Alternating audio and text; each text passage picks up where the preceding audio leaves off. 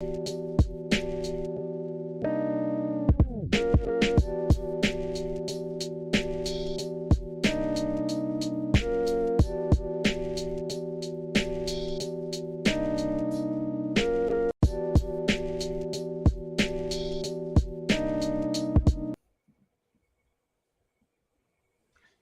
it going, everybody? This is Alex Caceres, and you're listening to Story of the Fight.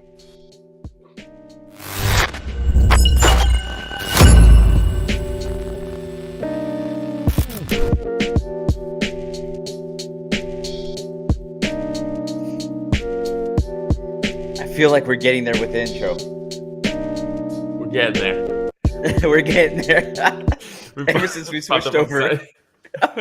Hey, everybody. Thank you for joining us. Another week of Story of the Fight. My name is Romero. That's my boy Will. And in the background, you know what I'm saying, but we got Rich the Casual, our producer, on the ones and twos as well, also working on getting this intro right. But hey, do you have anything going on this last week, Will?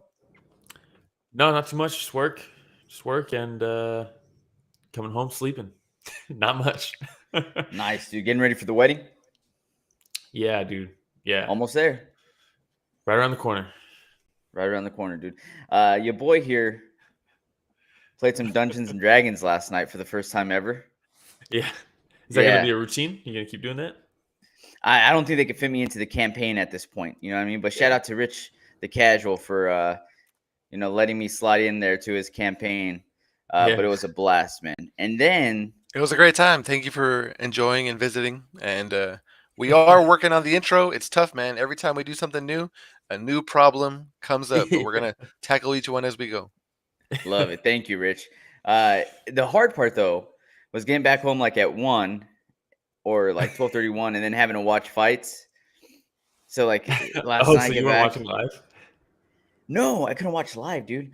When you're a Lagambi and you're trying to avoid getting killed by these guys, you know what I mean? You gotta focus in on that. So I watched the undercard, the prelims, and then I watched the main card, like after I got back, and then this morning, which is cool though because I got a lot of things that are fresh on my mind.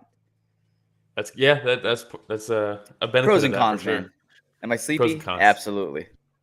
Did you get the excitement of watching live? Yeah. Before we get going, though, don't forget, everybody, if you like our content, subscribe, hit the notification bell. We're trying to get to 2,000 subscribers as quickly as possible. What are we at right now, Will? We're close to 1,100? I think we're like 10 away from 1,100. Nice. You remember 3 months ago, we're like, hey, let's get to 300. Dude, in May, we were like, oh, we just hit 350. Let's get to 400. And then here we are, end of June, and we're already over 1,000. That's cool. Yeah, I appreciate all the support, everybody. And then if you don't like watching us on YouTube, but you like listening, you got Spotify, Breaker, Podcast Radio, Public, Google Podcasts, Apple Podcasts, Anchor FM, pretty much anywhere podcasts are found. You can also see some posts here and there on social media. Yeah, it's at Story of the Fight on Instagram, Twitter, TikTok, Reddit. We're on the verge of getting banned from TikTok. We got banned from Reddit, but it's just a 2-day ban. And then I accidentally was still commenting on my personal account, and then they're like, hey, you're trying to circumvent your ban that you got, so now you're banned for 3 days. It's like, damn it. I didn't think about that. it's like a parent, they're like, you want another day? You want another exactly. day? Oh man. So we're banned from Reddit for a few days. We're close to getting banned from TikTok. It's really not that bad. We're not super controversial. Dude, what I said on Reddit that got us banned, I've seen way worse on the MMA subreddit. I thought it was pretty tame. I think there's just one mod that's probably... It's Dom Cruz that's running the Reddit. Yeah. He's like, that's so funny. He's like, hey, man. Banned 2 days. No, but hey, we had UFC Vegas 57 last night. Tsarukyan versus Gamrot. You want to go and get into it right now? Yeah. Let's do it, man. Gamrot versus Arman Tsarukyan. This was Mateusz or Mateusz? I think it's Mateusz. Mateusz. Okay, Mateusz Gamrot. I like it. I'll go with that, Mateusz. Shout out, Brendan Fitzgerald was excellent in this fight. Some of the best commentary from a play-by-play guy I've heard in a long time in this one. picking up on reads and stuff. Woo. Putting in the work, man. Putting in the man hours. Putting in the man hours to get you. Yeah. It's awesome. Yeah. This fight going into it, it was like, why are these guys both not inside the top 10? You know?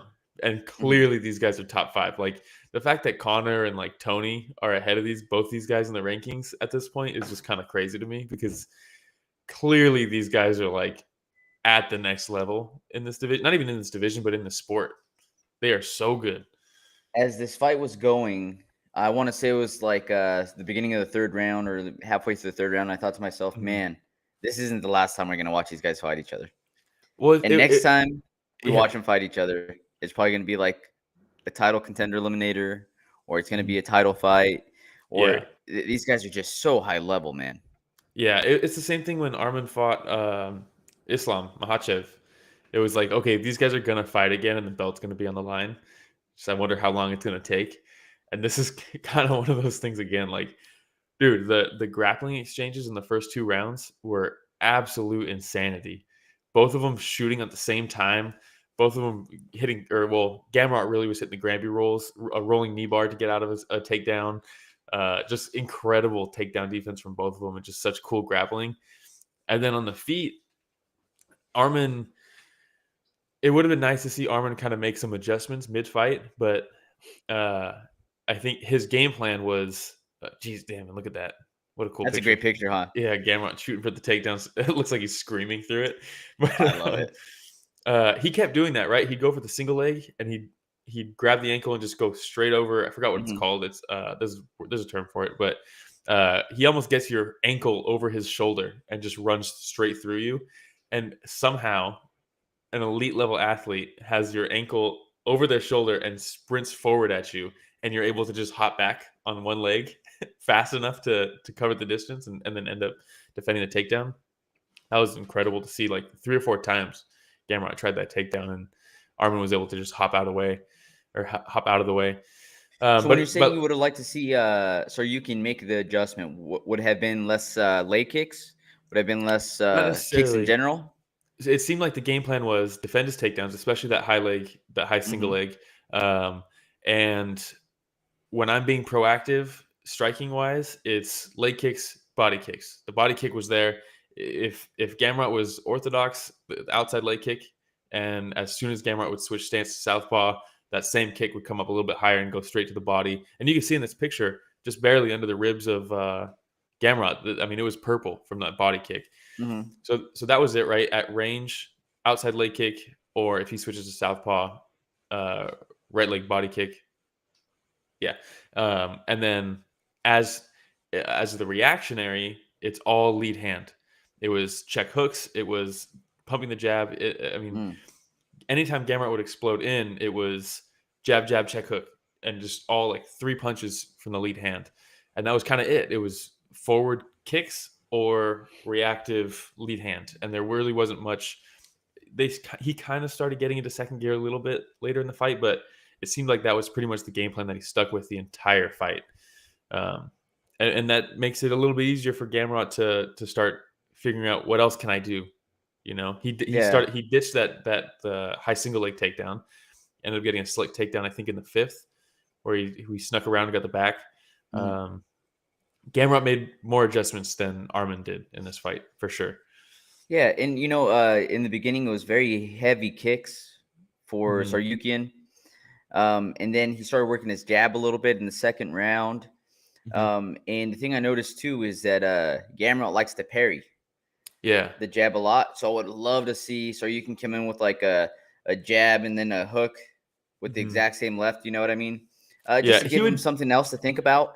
He would do that when Gamrot would rush in, but not as a proactive thing. Yeah. Not to get a reaction. It was the reaction. Exactly. And like you said, he was just becoming a little bit predictable now. It seemed like in the third round, Tsarukyan started to gas out a little bit more. Because in the first couple of rounds, whenever there was any grappling exchanges, you're like, oh shit, man! Like both of these guys are so high level. The scrambles, and they both have such a high sense of urgency around not staying down there. Yeah. So there's a lot of energy that's being expelled at that moment. in trying to avoid staying down there, right? But it seemed like in the 4th round, in the 5th round, Gamrot just had like an extra gear. Yeah. Whether it was pinning Tsarukyan up against the cage and making it a little bit dirtier, in the clinch, or with the actual takedowns themselves, where he was able to maintain top position a little bit longer. Yeah, and not just that, Gamrot's ability to recover was incredible because he got cracked a couple times where it looks like, oh, this was the most significant shot, and then he's just right back there pressuring and didn't look wobbly ever. He got dropped in the 4th. Yeah. And just kind of popped right back up and was fine. How did you score it? I know a lot of people are upset with the decision. I don't think it was really a robbery, but I did think it was pretty clear rounds 1, 2, and 4 for Arman. I gave Gamrot so you would have given 5. it Tsarukyan. I would, yeah. And there might be some bias there, but I thought the first 2 rounds were pretty clear for Arman. I did too. And then in the 4th, not only did he outstrike him, but he also dropped him. So how do you not? And I know there was a lot of clinch work up against the fence. Like when I was talking about the clinch work from Gamrot, that's the round that I'm thinking about in the 4th round. Yeah. And we go back to that same question, like how much work was done in that clinch to win you the round. So at that point, maybe he's outstruck a little bit by Tsarukyan. He gets dropped right in the 4th round. Does all that work and maybe let's say octagon control outweigh the knockdown and the striking? It's a little crazy, right? It goes back to last week. We talked about how can the fighters know what they need to do to win in these days? Like we talked about it before. It's like, what if you went into a baseball game and you didn't, and you crossed home plate and they're like, oh, we actually don't count that now. Now we count only doubles. Only doubles and stolen bases count as points, not crossing home plate. Which would make it pretty interesting.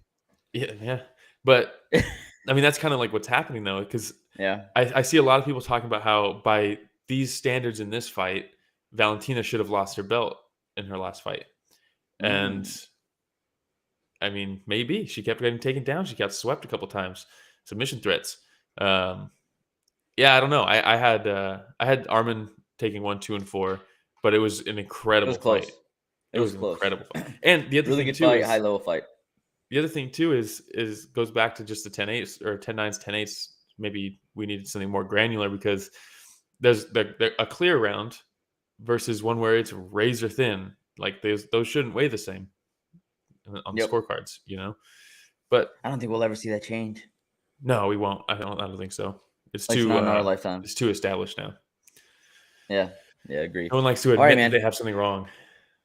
What do you do next? Especially when you're the largest mixed martial arts organization in the world, right? Yeah. What do you do next? That's a great question. That's a great question because when we take a look at it here, at 155, Tsarukyan was 11, Gamrot was 12. So, honestly, I would just kind of switch those two.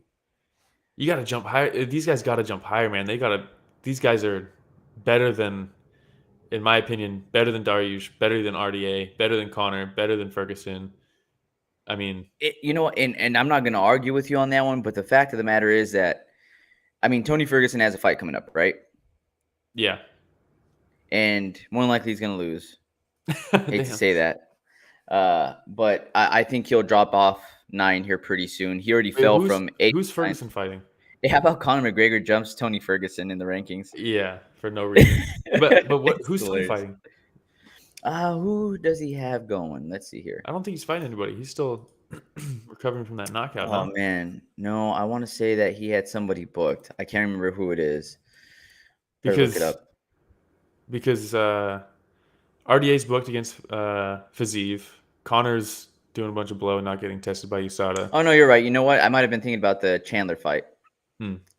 Might have been thinking about you were right fight, in hindsight. He did lose that. Yeah, so he ended up losing. He just doesn't have very much left in the tank, right? Well, it's just, it's crazy to me because I feel like Tsarukyan and Gamrot, they're top 5 guys.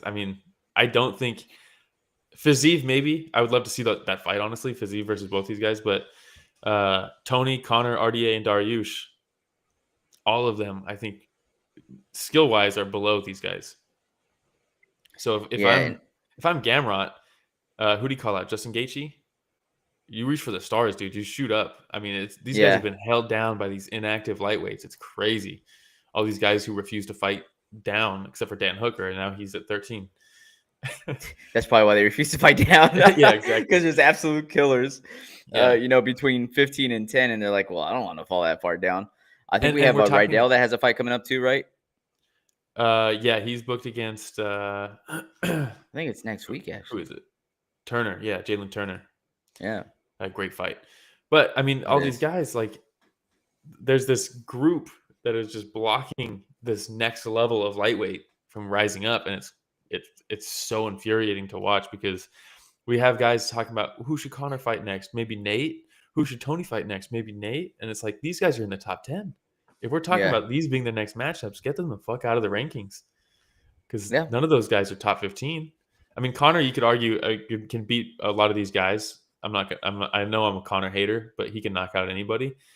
But the fact of the matter is, his last win at lightweight was Eddie Alvarez in 2016, right? Damn. Last time he won at lightweight, and he's ranked number 8. Yeah, the other ones were at welterweight, I believe. Yeah, against lightweight. Against lightweights, but also against Cowboy. So does it really count as a top 10 win? That keeps you at number 8. I mean, that's crazy. Yeah, that's rough. Lightweight's a shit show. It really is, and that's unfortunate for Tsarukyan and Gamrot. Yeah, but maybe, dude, at least if I'm Gamrot, give me an RDA at least. Well, he's fighting Fiziev soon in a couple weeks, so it's like if I'm Gamrot and they're talking about doing Makhachev, winner Fiziev and RDA. Yeah, maybe. But I'd like to see some of these guys that aren't active taking fights. They're talking about doing Makhachev versus Oliveira, which even though he was supposed to fight Dariush, and people are like, Dariush finally gets his shot, and it's like, yeah, but that's what happens. You have to be active. So maybe Gamrot versus Dariush, that'll get him into the top 5 with a win. Gaethje's got to fight down. I just don't think Dariush is going to want to fight down. No, but that's a big problem with the UFC. It's like, if you guys are turning down fights, then you drop the ranking no matter what. I'm sorry. Yep. Yair Rodriguez. Or pull him from the top 15 altogether. Yeah, it's like, and that's what they did with Gillespie, right? Yeah. So it's like, I mean, if you're turning down fights actively, yeah, I mean, they're not going to do that to Conor, who's hasn't got a win at lightweight since 2016. It's been 6 years. Crazy. It's been 6 years and he's in the top 10. Not only that, but actively moving up in the rankings. It's crazy. Yeah, he just jumped Ferguson, who's been active. It's awesome. Yeah. All right. Anything else on that fight? No, it kind of turned into a rant, but very excited to see the rest of these guys' career, though. Both of them are so good. For sure. All right. Before that, we can now cover Rakhmonov versus Neil Magny. Dude, Neil Magny, another one that just won't go away. Won't go away. But he's active. He's willing to fight. He's willing to fight down. And not just that, calling out Hamzat, calling out Rakhmonov, and he talks about it. He's like, I'm tired of chasing rankings. They don't make sense anymore. I'm going to fight these guys that no one wants to fight. And you got to at least admire the sentiment. Exhibit B. Exhibit B. We already covered Exhibit A with Dan Hooker. Exhibit B. Yeah. Why people don't want to fight down. Yeah, we're pretty much just. Exactly. Oh, man. But Rakhmonov, we've been talking about this guy already for quite some time. And for me, this was Rakhmonov's biggest test thus far. Yeah, because Neil Magny is a very real test. The guy is very good everywhere. High cardio, solid grappling. Hard to put out. And he puts a lot of pressure on his opponents. And a lot of the people that have fought Neil Magny, win or lose, say, hey, this was one of my toughest fights. Yeah, I mean, his last fight, was that against Griffin? When was that fight? It was recent, right? Yeah, his last fight. Here. So he won a split decision against Max Griffin. I thought in March. Won. Yeah, but in that fight, he got dropped in the first round, did he not? He was like, Griffin almost put him out. But he was so hard to actually put away. He beat Jeff Neal before that? Yeah, Jeff Neal. Before that, he lost to Chiesa in a terrible fight. But I mean, he has good wins. And beat Robbie Lawler, Li Jingliang. Yeah. Dude, I mean, Carlos Condit, Johnny Hendricks, Hector Lombard, Kelvin Gastelum, Eric Silva. I mean, that's he's the good. level of fighter that Neil Magny has been fighting for quite some time already, you know? So this is why when I saw this matchup, I was super excited. One, because I like Neil Magny, man. And, you know, I thought to myself, if he beats Rakhmonov, it's his ability to show like, hey, like I'm still in the mix. Yeah, maybe I one more run. I wouldn't look down on Rakhmonov if Magny won. I would look higher at Magny. Yeah. Exactly. But then at the same time, I was like, oh shit, Rakhmonov, man. Like, if he beats Neil Magny and he beats him in spectacular fashion, like we're here we go, man. Here we go. Yeah. And dude, look at this ground and pound.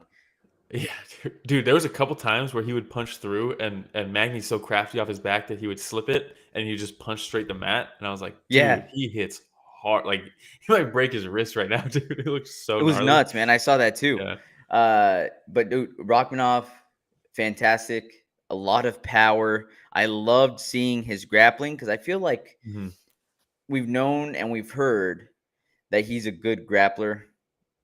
But the thing that I've been more impressed with Rakhmonov is his striking. Yeah, and that might come from everybody hearing about how good his grappling is, that they're just so worried about getting taken down that he hits him with a wheel kick. You know? Exactly. So it just showed, hey, this guy's more well-rounded than we probably thought. Yeah, and shout out this submission. It was with 2 seconds left in the round, and like 30 seconds before that, Brendan Fitzgerald's like, yeah, and Rakhmonov still has never seen a third round. Let's see what happens. And then Rakhmonov was like, oh shit, the second round's almost over? I don't want to go to the third. And then he just jumps on the guillotine. It looked like he just decided to choke him out. Like, he was like, oh shit, I'm almost out of time. It was beautiful. And in this case, Rakhmonov had Magny up against the cage, right? And Magny was trying to stand up.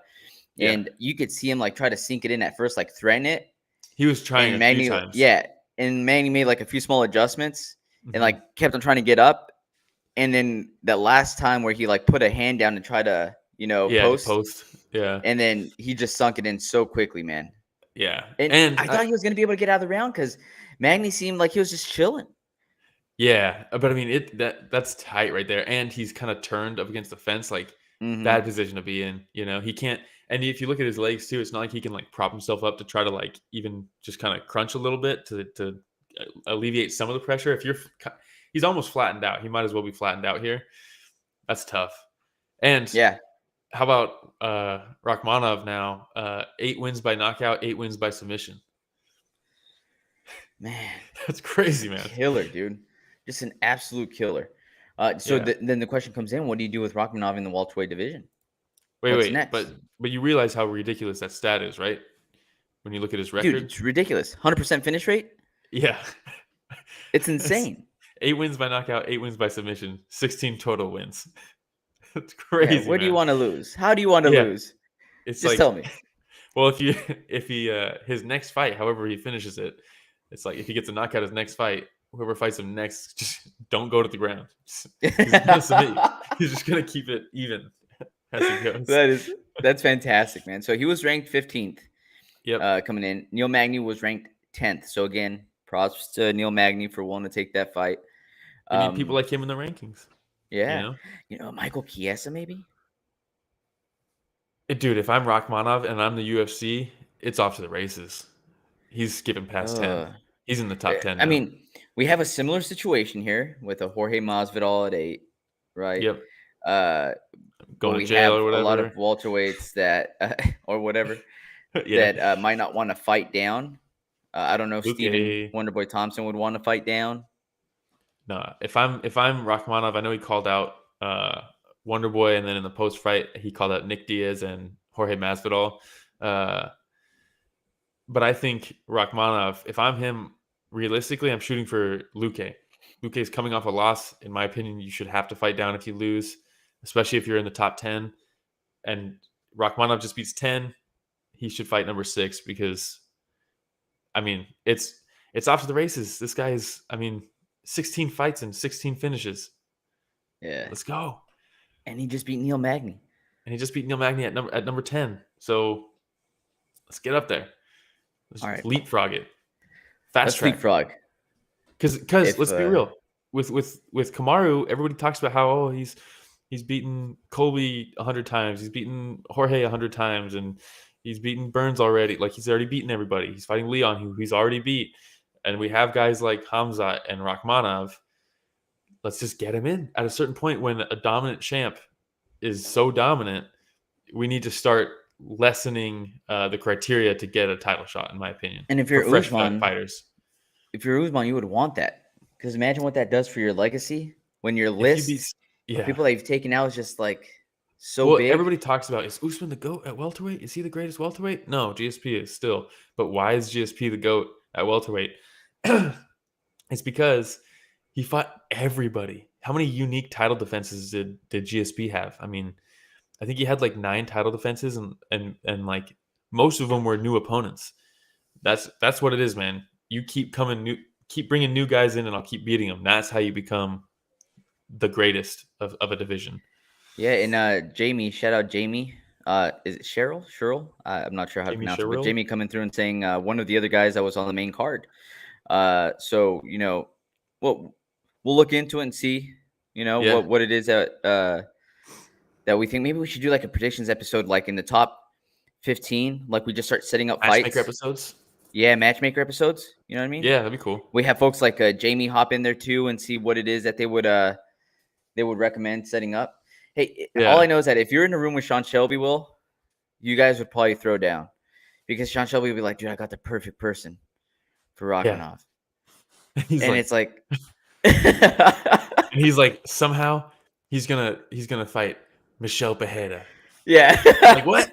And then you'd be like, no, dude, he needs to leapfrog. He needs to leapfrog and fight Vicente Luque. And he's like, no, he has to wait to see what happens between Gilbert Burns versus Usman 2. Yeah. We need to wait to see what happens between Colby versus Jorge in court. And then, because if Colby wins that, he should get a title shot.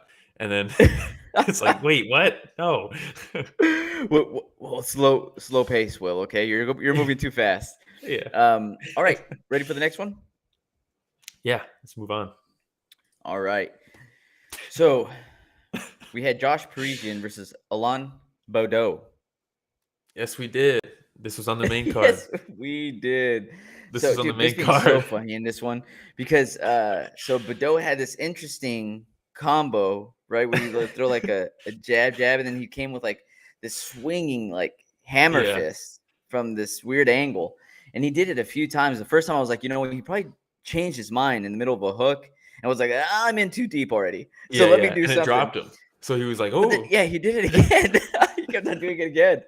But then Bisping's so funny because Brandon's like, a lot of heavy open-handed action here. Bisping's like, well, he's French, Brendan. The way he said, I'm like, wait, what? Like, hilarious, man. But man, the commentary was on point last night. I still stand by Fitzgerald, Felder, and Bisping is the best. It's such a perfect combination, of like deep down breakdowns. Mm-hmm. Brandon Fitzgerald with the color commentary, or not the color commentary, the play-by-play, and then Bisping with a little bit of comedy here and there. It's like it's a perfect recipe for a great night. The only thing that make it better is you put Felder in for the post-fight interviews. That would make it better. But for sure, can't have everything for sure. But Parisian, this is a perfect example for all the jiu-jitsu practitioners.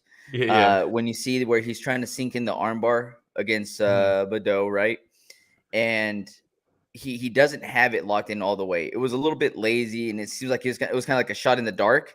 And Baudot was kind of just like, cool, you're gonna do that, like exactly. So he finds himself in such a vulnerable position, and he just hammer fists the shit out of his left eye. Yeah, dude. Like maybe 5 times in a row before you finally let go. I was like, oh wait, like this is hurting me. It literally looked like bad. It looked like Baudot was kind of just like, I'm just gonna let you keep setting this up, making you think that you might get this armbar somehow, even though we're heavyweights and I'm stacking you, and my elbow's out of it. But if you want to keep trying for it, go ahead, because I'm just waiting for you to think that you have it locked up so that I can just smash you. That's literally what it looked like. And Parisian was like, am I gonna get this? I was going shocked so well to see the comeback from Parisian, because he seemed like he was really hurt. He seemed like he was really hurt that first round. Maybe too much from Baudot when he was trying to put him out. I don't think it was that. I think it was just Baudot just kind of, I mean, he didn't have an answer for the takedowns in the top game. And I mean, as soon as Parisian ended up on top and he's like throwing the uppercuts, he's like looking at the ref. He's like, come on, you stop it. Yeah. It's like, dude, none of these are doing anything. It's so funny, dude. Hey, A for effort, though. He's like, hey, get me out of here, right? Yeah. I'm exhausted. I do want to call out one adjustment that Parisian made that I thought was really good. In that first round, whenever they're getting close quarters, Parisian would kind of throw, like with his head down, like a hook, and then try to go to the body. And Baudot did a really good job of clinching behind his head and hitting him with really close shots. Yeah. With like hammer fists, hooks, and that's what really hurt Baudot. And I thought to myself, like, dude, when you're getting in close quarters like that, use your footwork, use your head movement, do something. But don't let him just grab onto you like that, and you stay there. Yeah. Mm-hmm. And what he ended up doing instead is got close quarters. Baudot would go to clinch, and then he'd go for the takedown at that point. Exactly, yeah. So even if he didn't get the takedown, Baudot had to let go because he was like, oh, dude, I got to defend this because I don't want anything to do with him on the ground. Yeah. I mean, so props to Parisian. Parisian's top game looked really good in this fight. Baudot had like zero answers for it. I thought he was going to punch himself out at some. I mean, I feel like he still kind of did, but because he was just like hitting him, and they both punch themselves out. They're like, if he just keeps hitting him, they'll stop this fight. And it seemed like he almost heard it and was like, oh, and then just like kept going. And then all of a sudden they're just like the slowest, like the speed just was slowly going down. Well, there's no answer from Allen either, so you got to stop it. Do it. All right, man. So funny. And not much else to say on this fight. No, it's crazy that this was on the main card of like a card full of like hyped prospects. I get it, they're heavyweights, but gotta meet the quota, dude. Yeah. All right. Before that, we had another fight that I was excited about. And it was Thiago Moisés versus Christos Giagos. Dude, I love watching Moisés fight. Glad to see him get back in the win column, honestly. I mean, another guy who's very game and is fighting guys that people don't want to fight. So he had lost to Islam Makhachev, lost to Joel Alvarez, and now he's, like you said, back on the win column against Christos Giagos. Yeah, I mean, you look at the losses that he's had in the UFC, and it's Dariush, Ismagulov, Makhachev, and Joel Alvarez. Like, he's going to be one of those guys kind of like RDA where later in the career, you're going to be like, damn, look at this guy's resume of the guys that he fought. Like, I mean, not necessarily winning all record of them, might not be perfect, but you respect the resume. Exactly. Yeah, exactly. Awesome. Dude, the thing, so when he clinches with Christos Giagos up against the cage, and he's very methodical with his next step by step, setting everything up. And you see Giagos look over at the ref, and he's like, dude, he's not doing anything. I'm like, no. Yeah, he's about to choke you out. Because he is doing something, and he's slowly gaining better position on you. Yeah. But it's like, don't focus on looking at the ref and asking, like for a separation. Parisian did, like, hey, stop the fight, bro. You're swinging and looking at the ref, and you're missing him. You're missing a bunch. Giagos, he's gaining better position on you slowly, methodically, and you're looking at the ref asking him to separate. Mm-hmm. And dude, so frustrating. Yeah. And Moisés, I mean, he did the tried and true, threaten with the choke with this arm, and then as soon as you escape it, just kidding, I was trying to get this one the whole time. Yeah. And then not only did he got it under the neck, and I was like, but he doesn't have the other hand right behind the head. He couldn't quite get it right there. So then he switched it. So then the right arm to the right. So that he couldn't get that. That was across the chin. So he switches once Giagos pulls the arm down because he pulls his left arm down away from the neck, and then he just shoots the right under. And then he's like, oh shit! And then he lets go of the left arm to fight the right arm, and so he couldn't lock it up because of the hand fighting. But instead of going like this, he just reaches over and grabs the elbow and then pulls it tight like that. Nasty. Dude, that was so beautiful, man. And Bisping's like, did he just do a one-arm rear naked choke? And it's like, no, Bisping, come on. He didn't just squeeze him like this and choke him out. Which, look, with somebody like Thiago Moisés, I'm sure that he has a very, very strong squeeze with just one arm. No doubt about it. Yeah. But it just goes to show just his experience, right? And being able to grab that elbow and just using that leverage to be able to make it an even tighter squeeze. And that was it. It was a flawless setup, man. He set it up with the left. He attacks the left, so then it opens up the right. and then he attacks the right, and then he can do a modified rear naked. I mean, it was beautiful. So you know what Thiago Moisés didn't do is look at the fucking ref and ask him to stop the fight. Yeah, I got the choke. Are you gonna stop it? Yeah. Hey, dude, it's in tight. It's in tight, dude. Just focus in on what's going on. Let the ref do his job. Maybe he would have noticed. I'm not saying that it would have prevented him from losing this fight. I'm not saying that. Yeah, but maybe he would have caught something that he didn't catch because, like I said, even me, a bum sitting on the couch, was watching. I'm like, oh, dude, he's taking his back. Yeah, like he's slowly moving his way around. He's grabbing on the wrist. He's making these little moves with his leg to kind of get Giagos out of position to make it easier for him to take his back. And I was like, dude, stop. Just stop. All right, that's enough on that. I was frustrated. All right. Yeah. Does he get back in the top 15? I don't know. I think he should. Diego Ferreira lost to Gamrot in his last fight. Why not? Okay. Why not? Yeah, why not? I mean, the rankings don't matter anyways. True story. The fight before that, we had Umar Nurmagomedov. Recognize that name? Versus Nate Maness. Yeah, recognize that name. So Nurmagomedov, 15-0, man. 15-0. Climbing his way up, doing it the right way. You know what I mean? Yeah, and Maness is not bad. He's a good fighter. This was very impressive from Umar. I mean, because you get the name, right? You're cousins with Khabib. He's in the corner, and you're like, yeah, but is he as good? Just because he's related doesn't mean, like, it doesn't always work that way, Look at, was it Gilbert Burns' little brother? Oh, no. And then you also have Figueiredo. Yeah, well, his brother. The Figueiredo brothers. Yeah, but I want to put him up there with with the champion Figueiredo, you know what I mean? The God of War. Dios de Guerra. Yeah. But Umar came in, and it was classic. I mean, Maness just couldn't quite commit to anything because once he did get the takedown, it was over. No chance of getting up. I mean, he closed guard. Maybe he was hoping for a stand-up, which honestly, maybe could have gotten a stand-up in this fight, especially in the first round. Mm-hmm. But Herzog didn't do it. But the third round was very fun. First two rounds, not so fun. Third round, very fun. Nurmagomedov's kicks, man. It's crazy. Yeah, and that's the thing where seeing Nurmagomedov versus like a Khabib Nurmagomedov, where his striking looks just so much more mature at this point in his career.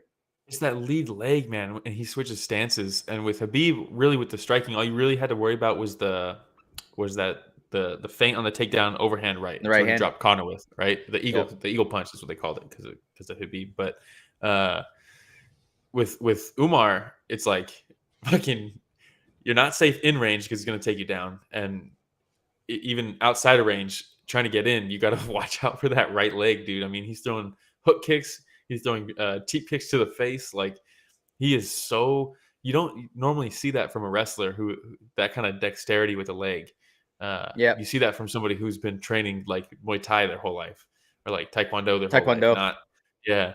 But I mean, man, what did he hit Kelleher with in his last fight? Was it a hook kick?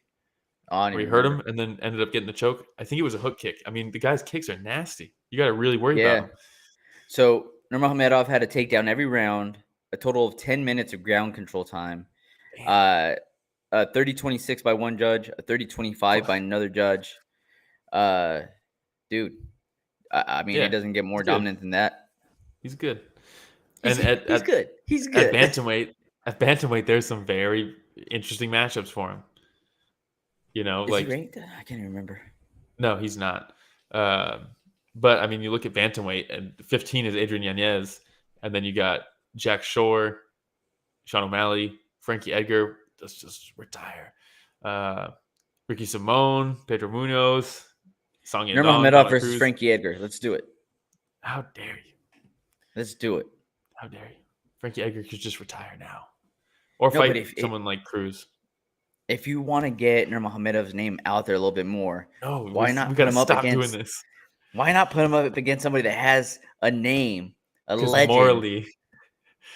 Morally, it is awful, and it hurts my heart every time. Give me Sean Shelby for this podcast now. Yeah, he'd be like, "Let's do it." Yeah, he'd be like, you know what? We were thinking the same thing. Out the window.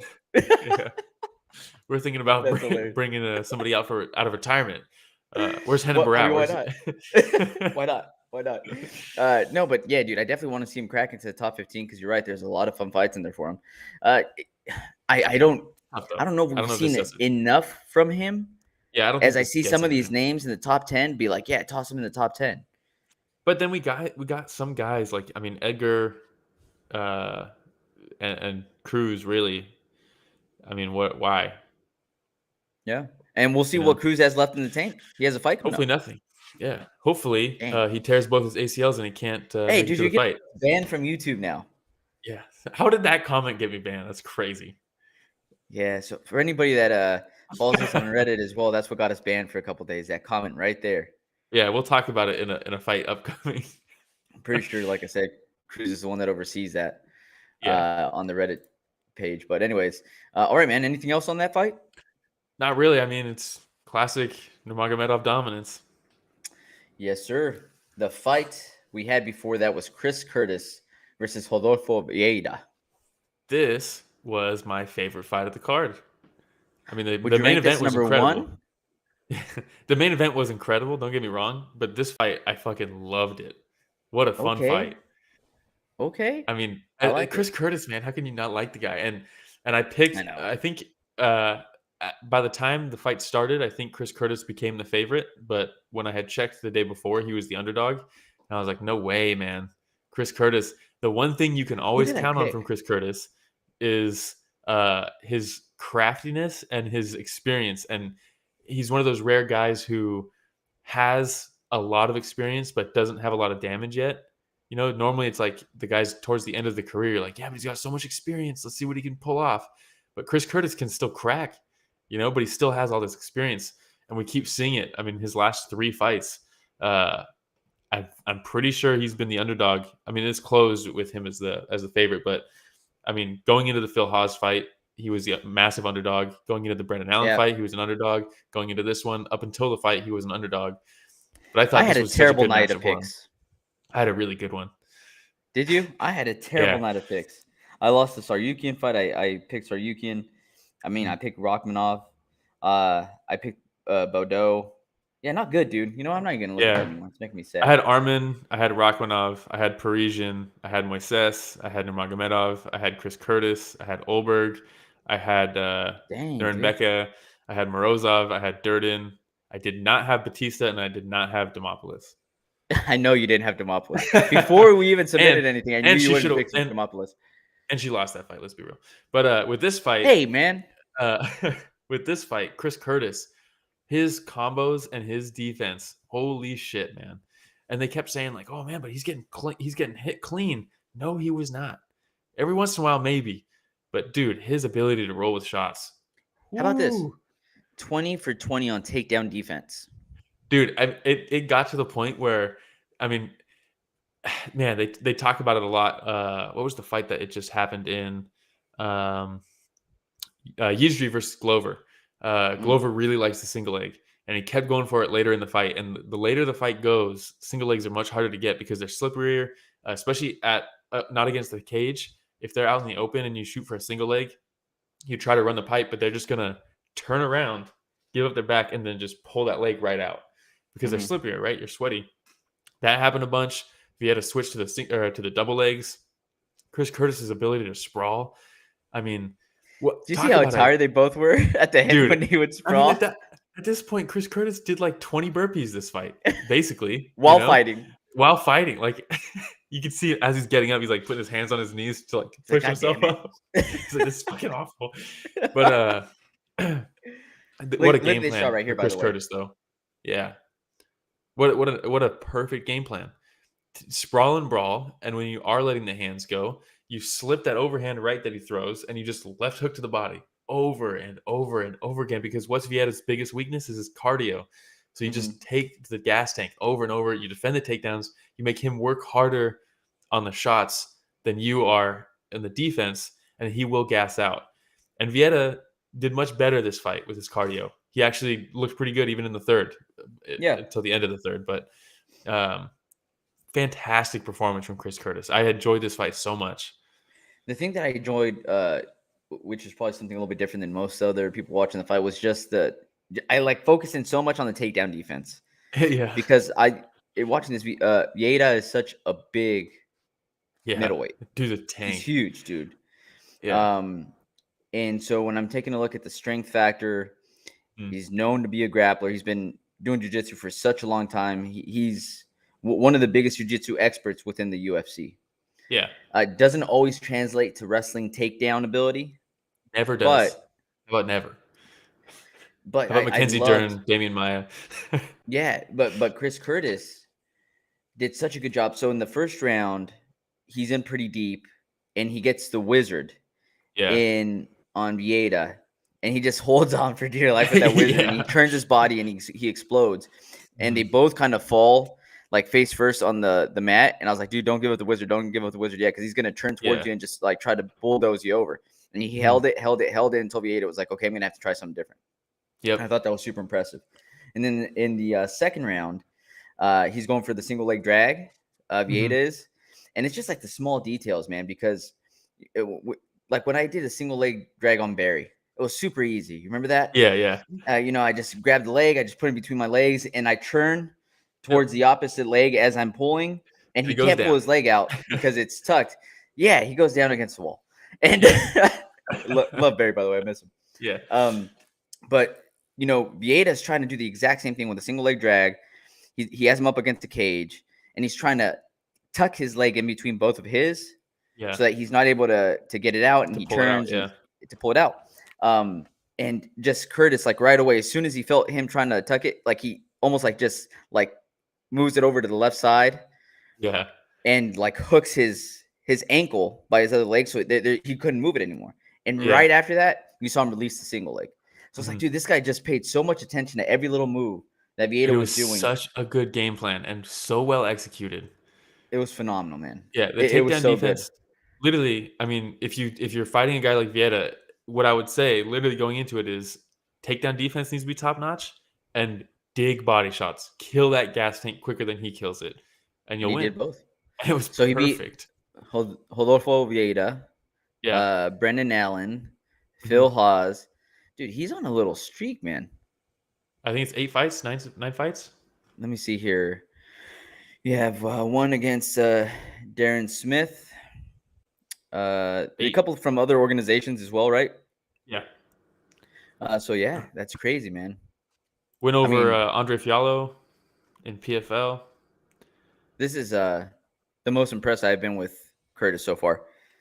Yeah, I mean, the comeback wins against Allen and Phil Haas are nice because it's like, oh, man, he was getting his ass beat, and he comes back and wins. But then this one, I mean, just flawless. What a fantastic performance. How about this? If you were betting some lines in Vegas, plus like 400 and something for this to go to decision.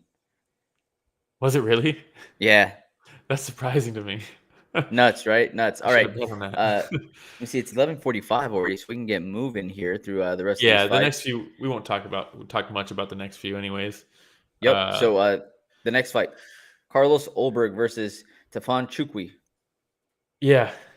Shout out Lloyd Irvin. Love seeing his fighters get knocked out. All these rape apologists, rape supporters. Dang, dude. Dominic Cruz, Nchukwi, Sadiq Youssef. You want to explain that a little bit?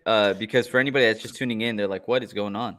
Yeah, I won't get too graphic because the details are graphic, but Lloyd Irvin, longtime MMA coach, jiu-jitsu coach, really good jiu-jitsu coach because he runs a cult in Maryland, and he and his frat in college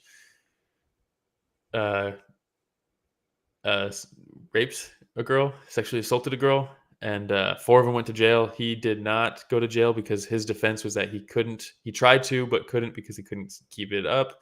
So it doesn't count. So they acquitted him somehow. That worked. And then, later on, his gym, very good MMA gym. Frank Camacho, Dominic Cruz, Ryan Hall. I mean, really good guys. Sadiq Youssef, right? They're all training there and stuff. Massive exodus. And you're like, oh, I wonder why. Why did Frank Camacho leave? Why did Ryan Hall leave? And they publicly said why they left. And part of it was because 2 of his students also sexually assaulted another student in a parking lot. And instead of defending her, because they're all three his students, he paid for their legal fees for court. And it was determined that the video from the parking lot was too blurry to positively identify the two students, even though they were all out together drinking that night. And Wow. And they kept training there. So yeah, he's a terrible piece of shit human. He also bought the URL to LloydIrvinRape.com and then made that website a self-defense website for females to combat sexual assaults, and did a bunch of crazy marketing and paid a bunch of money. So he's capitalizing off of it. Well, not just that, he paid like a ton of money for all these marketing agencies and stuff to search engine optimize that website, so that if you looked up Lloyd Irvin rape, you wouldn't see his gang rape that he participated in or his students did. And wow. So that would be at the top, and then you click on that, and it's like, oh, this guy's teaching females how to like fight against sexual assault. So he's a terrible human being. Dominic Cruz is back training there. That's why I got banned from Reddit, because I said I wanted him to blow his ACLs out. And then Carlos Ulberg knocked out Nchukwi, and Lloyd Irvin was there in the cage after, looking all disappointed. So that was nice to see. And that's the story. That's intense, man. Nice lead hook from Ulberg. Short little tight hook. Dropped him early. Very good timing. Dude, well, I just love the fact that, he pointed out the fact that he had watched film. Long-winded. Nchukwi would parry very often with a lead jab. He said we knew this was going to be it. Yeah. I knew that this was going to be an opportunity. So he kind of goes, and it looks like he's going for a jab, and he very slowly turns it into a small hook. And even Bisping was like, for anybody that says that a jab isn't a significant strike, like, let him see this, and then as you watch the footage over again, because it looks so much like a jab, you see just a small adjustment made for it to become a hook. Dude, it was a beautiful, beautiful shot. Yeah, and then just stayed on. All right. A lot of people shit on Ulberg for his debut. Kind of got careless and then got finished, right? But I mean, the guy is clearly so talented. Oh, yeah, talented. For sure. Also, and that was against Nchukwi as well. Yeah. Also, put this in the private chat, Rich. If you could pull this image up, that would be great. Did you see? So in the crowd for an Apex card for Ulberg, you have Izzy, you have Brad Riddell, you have Volkanovski, like you have like all the guys, right? And they're watching it, and Volkanovski's sitting like a seat behind Izzy, and Izzy's like leaning in. That. Izzy blocking Volkanovski, trying to watch his boy win by knockout, but Izzy just consistently getting in the way, and Volkanovski trying to like look over him. Was so funny. Oh, there it is right there. You can see right over Izzy's shoulders Volkanovski trying so hard to see. You know what this reminds me of, Will? Just like being in jiu-jitsu and we're rolling, and then like professor trying to show us something, and me being behind you, and me like trying to see like, dude, I can't miss this move. You know what I mean? Yeah. But that's exactly what it feels like. I feel for Volkanovski here. It's so funny, dude. There's a bunch of pictures too. There's like, it was like a whole clip of him just like, and Izzy's like angling and stuff because he's watching his boy fight, and Volkanovski just can't see anything. Hey, pick a better seat next time, Volkanovski. You know what I mean? Yeah, let's put him in front of the guy who's right a middleweight champion. Awesome. All right, man. Anything else on that fight? No. Happy to see Ulberg get the win. Happy to see Nchukwi lose. All right. We had Nuerdanbieke versus Brown before that. Nuerdanbieke versus Brown. Dude, wild exchanges start off the fight. This fight looked like a 1FC fight. And what I mean by that is, where was USADA? You know what I mean? I mean, this dude is jacked and has cardio for 3 rounds. Like, come on. What's happening? Yeah.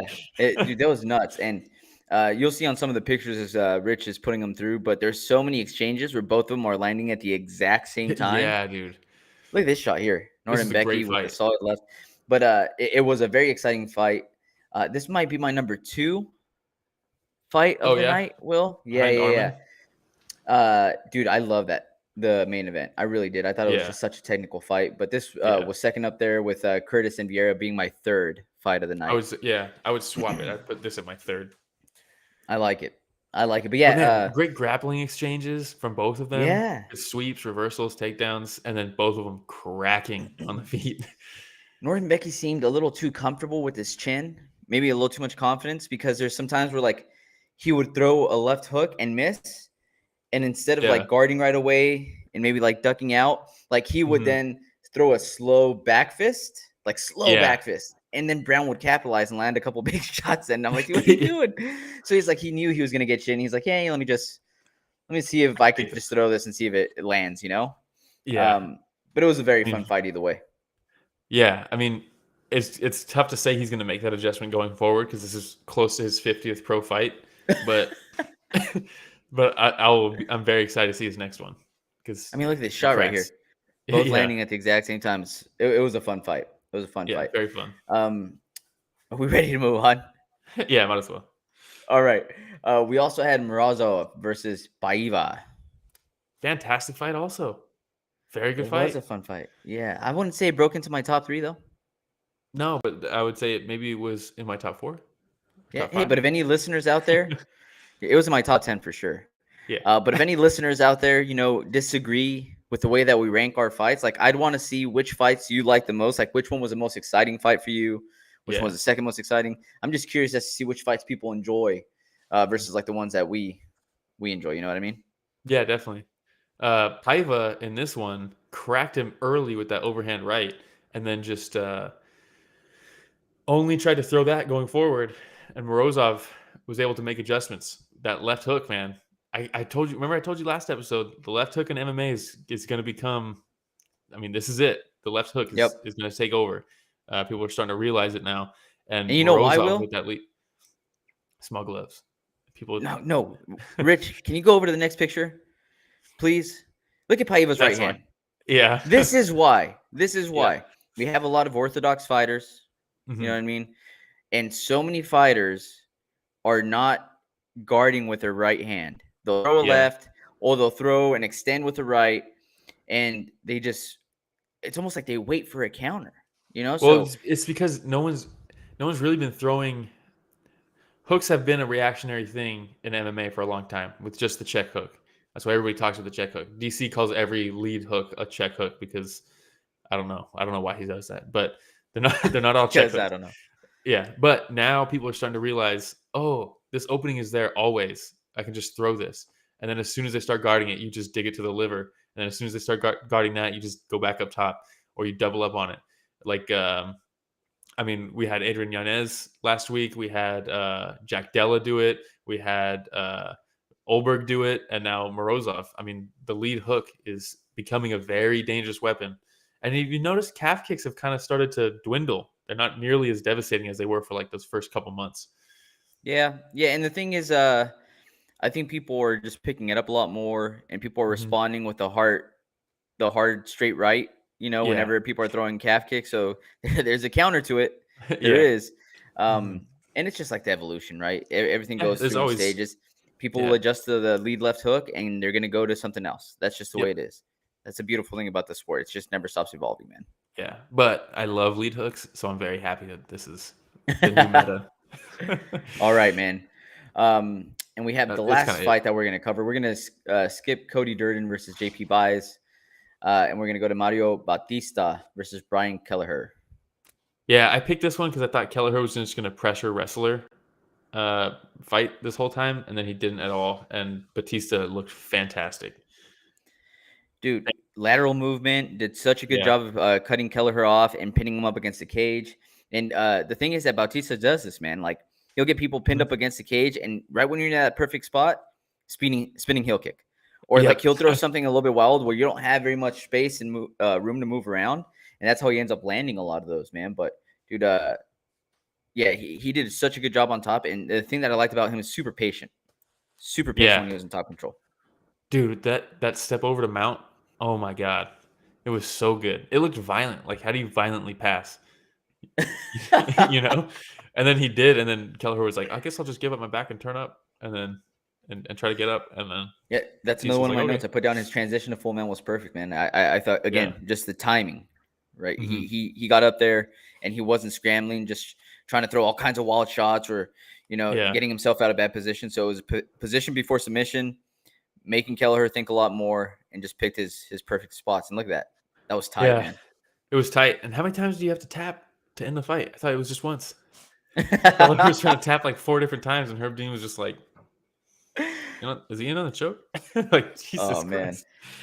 Rough. But yeah, that was it, man. I know that you don't want to cover Vanessa Demopoulos, so we'll skip that. Yeah, Your thought it was favorite a clear fighter. 29-28 for Jinh Frey. It is what But it hey, is. man, it is what it is. And I guess she's gonna turn that into her thing now, jumping up and how funny is it that Bisping just didn't even hold her up either? Yeah, he like shoved her off. Because when she jumped up onto Joe like he had the interview arm around her with the mic, and then also with the left hand like under her legs to like hold her up, Yeah. But Bisping's literally just holding the mic, and his left arm is just like down, and she's like having No, but the best is like at the end where she's like laughing, like ha ha ha, and like tries to go and give him a 5, and he's like nah. Like, did you notice that? He like shoves her hand away, walks away. It was so funny, dude. Oh man, fun night of fights. Shout out Bruce Buffer. We didn't talk about the Cody Durden fight, but when he announced the winner of that fight, he called him Corey Durden, which was hilarious. Oh, poor Corey Durden, dude. There was another one too where he apologized. He messed up later. Yeah, where he said something Cal, Florida. Did you hear that? I'm just getting old, man. Fighting out of Cal, Florida. Excuse me. He said it, and I was like, "Oh, that's fantastic." He's such a professional, man. He's like, I don't like the Apex. Where's the other guy? Where's Joe? Where's Joe Martinez? All right, man. Do we have a moment of silence? Yeah, not that many. Ulanbekov was supposed to fight Tyson Nam, and Ulanbekov got injured. That would have been fun. And Tim Elliott versus Amir Albazi also got pulled. Would have been a good one too. Always down for a Tim Elliott scrap. Tim Elliott, yeah, do sign me up whenever. Yeah. Bonuses. We got fight of the night was Arman Tsarukyan versus Mateusz Gamrot. Obviously, great fight. Performance bonuses went to Rakhmonov for his second round guillotine, Parisian for his beatdown, his comeback, and Moisés for his one-armed rear naked choke. Yeah, man, I would have loved for Bautista to get 1-2 for the finish. Yeah, Ulberg to get one for the finish. To go out there and drop the guy with like the first punch you throw. Let's just start doing that, UFC. You finish somebody, you get a bonus. You want exciting fights? Get bonuses out for finishes. We're good. No more show and win money. Just extra bonuses for finishes. It's crazy to me that they're still standing by but the win money is to incentivize them to fight harder. No, it incentivizes them to fight safe. Again, another meeting, we'd be kicked out of really quick. Yeah, like as soon as when we finally do go to an event with our press passes and we go to like a post-fight press conference and ask questions, we're just gonna get banned like first one. Oh, more than likely. Yeah, more than likely. Yeah. Short-lived, but it's okay.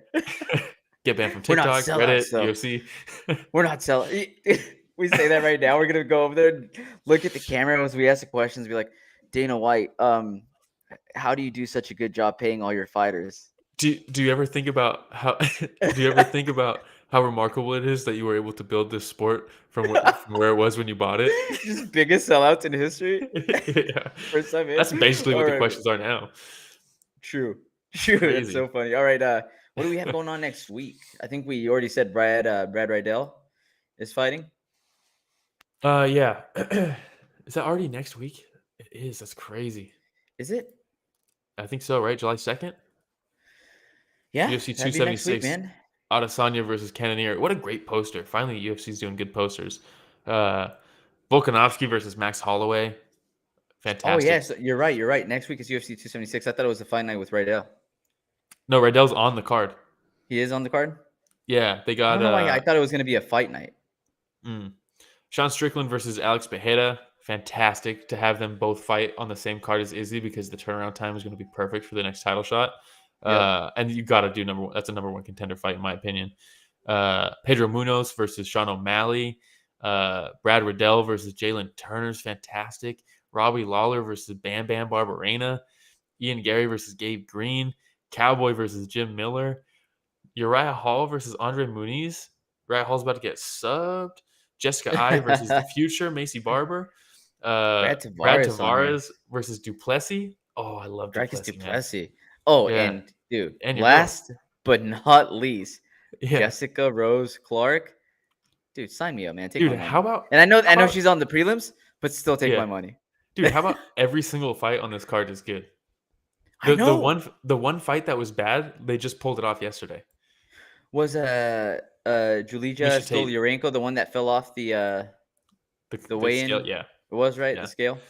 This was supposed to be Miesha Tate versus Lauren Murphy, and they pulled it last night. And it literally, everyone's like, oh, man, what's going to be my bathroom break now? Oh, that's messed up, man. What a great card, though. Yep. It's a fantastic card, top to bottom. What's your sleeper fight? Be tuning into this one. The sleeper fight on this one, I like Tavares versus Duplessis. Me too, yeah. I really like that one a lot. I'm looking forward to Cerrone versus Miller because I have a feeling that Cerrone is going to lay the gloves down after this one. Yeah. You know, I'm really Riddell versus Turner is fantastic. That one's really good too, but I'm really interested to see Ian Gary because he continues moving up on the prelim. You know, like he starts off the prelim and kicks off the prelims, and he's moving up on the card because this guy is a superstar in the making. Dude, I mean, come on. Fucking Robbie Lawler versus Barberena. I know, dude. On the prelims. How can that one not be? I mean, it's not a sleeper, really, because everybody knows Lawler versus Barberena is going to be a barn burner.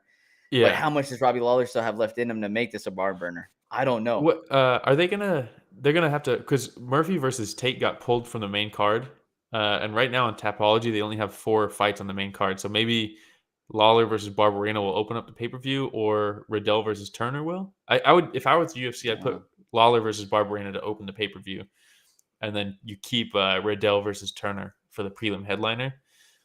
But we'll see, because you can't do a 4-fight pay-per-view. Hey, Rich Casual, do you have Dungeons and Dragons next weekend? Next Saturday night?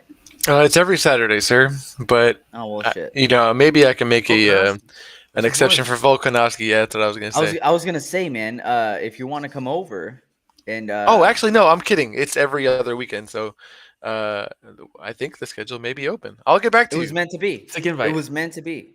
Yeah, let's do Sick this. Invite. Mindy will be out of town. Get the guys over here. Watch some fights. Why not? Why not grill a little bit? It's a good card too.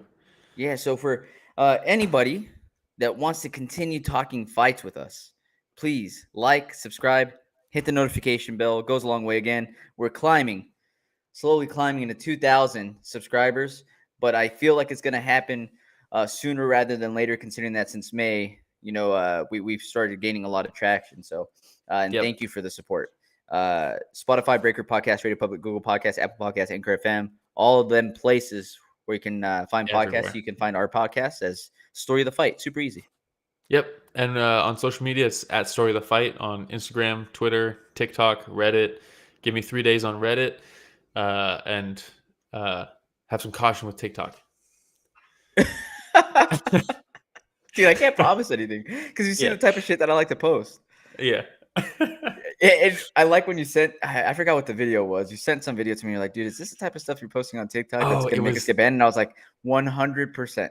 That's exactly what it was 2 guys that didn't have arms fighting. That's what it was. Yeah, because in a sanctioned fight. It wasn't like a street. It wasn't like. No. Hey, we're not animals. Okay, I wouldn't post all these street fights. And anybody who talks shit about that, sanctioned. Stop being ableist. If they want to fight, they want to fight. Exactly, dude. At least they're doing it in a controlled environment, and they're getting paid for it. Exactly. Hopefully, we don't know that part. All right. Hey, another solid week, man. Another solid week of fights. Looking forward to next card. Next card's gonna be fun. A lot of up and coming fighters. A lot of young talent. My first Dungeons and Dragons this weekend, dude. It's gonna be hard to top. Yeah. All right, everybody. Awesome. Oh, hey, by the way, this podcast produced by Richard Bustos. In case you didn't know, Richard Casual. Shout out to him.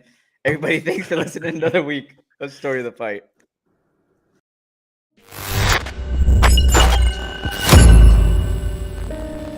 Shout out Richard Bustos.